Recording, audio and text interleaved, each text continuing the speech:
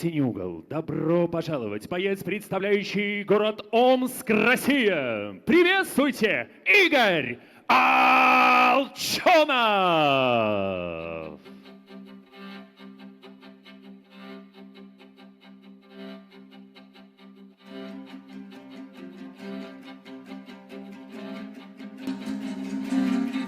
Итак,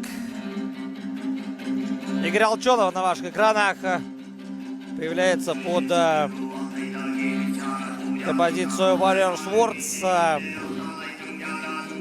в исполнении группы Алтай-Кай. Да, сейчас, может быть, не самые лучшие времена у Игоря Алчонова на серии из 4 поражений, но кому и как проигрывал Игорь. Атабек Тахиров решением, Хасан Дадалов раздельным решением. Опытнейший Родриго Прая тоже выиграл только лишь по очкам. И лишь Абдул-Рахман Тимиров в последней встрече в феврале этого года сумел выиграть досрочно у Алчонова. В третьем раунде он провел ручной треугольник. Начал же карьеру в 2016 году Игорь сперва, кстати говоря, он проиграл у себя дома. Далее была серия из 4 побед, в том числе и выиграл он у Олега Манджуева в РСС.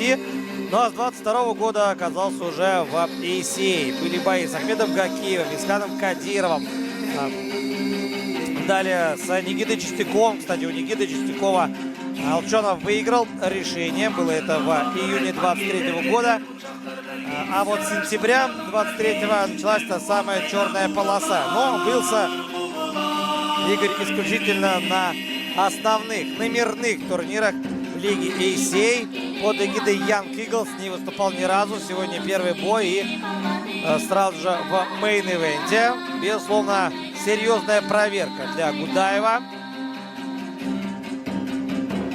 Заходит он в клетку.